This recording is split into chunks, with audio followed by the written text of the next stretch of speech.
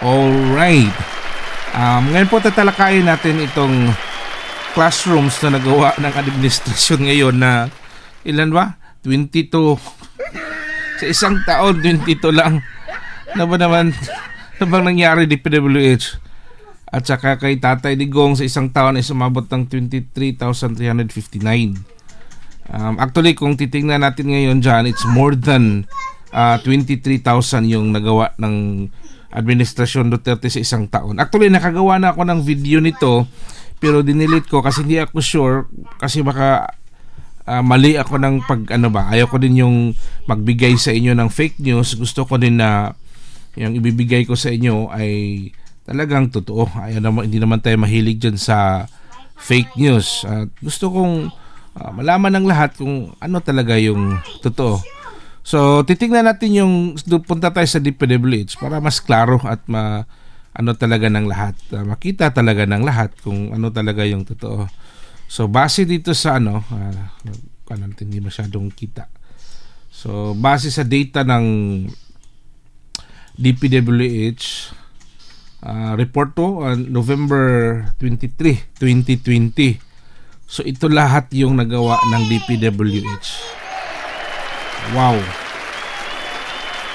75,000 classrooms nationwide, ha? Di ba? So, actually, na-cover din ito ng iba't ibang ng PhilStar, ng Manila Bulletin, at saka Philippine News Agency. Inquirer, din yun to, na palabas din nila ito, na report nito. So, legit po ito, totoo po ito, hindi to siya katang isip lamang. So, tingnan niyo yung mga rooms. So, the Department of Public Works and Highways has completed the construction of more than 75,000 classrooms nationwide in the past 3 years. And Secretary Mark Villar said that in spite of present restriction of face-to-face classes, enrollees both in elementary and secondary as well as the senior high schools, students will have better ambience for studying once physical classes are allowed with comfortable and spacious classrooms built by the government. And considering the importance of school buildings in the delivery of quality education, and there are now schools having large number of enrollees with more than enough classrooms, and added Secretary Villar. Paano naman kasi itong mga Pilipino masisipag gumawa ng mga bata.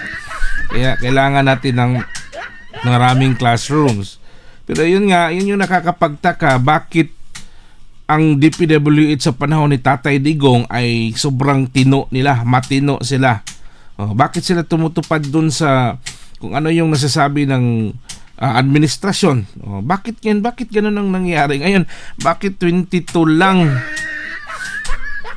At alam nyo, ito ang ngayon pa yung DPWH yung pinaka sobrang laki ng pera, ng budget nilang nakuha sa nilaan nila na budget. Ngayon lang umabot ng trilyon. Oh my goodness. 22 classrooms. Saan na ba yung pera niyan? So the DPWH revealed that 75,479 classrooms were delivered to completion. Wow! And 50,000 in 2017, and 23,861 in 2018, and 2019 is 1,756 in total of 75,479. So ito yan sa within 3 years. So, klaro yan, ha. Palakihan pa natin para mas kita talaga ng kita ng bawat isa. So yan yung report. Ito yan. So 75, kung i-divide mo yan into 3, kasi ito yung report every sa 2017 is, imagine, pagkaupo talaga ni Tatay Digong, 50,000 kaagad yung room na natapos. Kaya mo yun? Hindi nga umabot kalingking itong nagawa ng administrasyon sa 2017-23. Wow. So tingnan nyo kung gaano ito ka 17, 18, 19, 20, 4 years pala. 19. 1, 2, 3. 3 years, 3 years. So 75,479. Palakpakan na natin. Kudos to Secretary Mark Villar. Okay? At alam naman, pag si Tatay Digong ay talagang sunod kayo kasi pag hindi, makakatikim talaga kayo ng isang tatay. Na? So, totoo yan, legit yan. So, yung 75, kung ano natin yan 3 years, so abot ng 25,000, di ba? More. So, legit yan, totoo yan. So, dyan sa mga tambaluslus vloggers at mga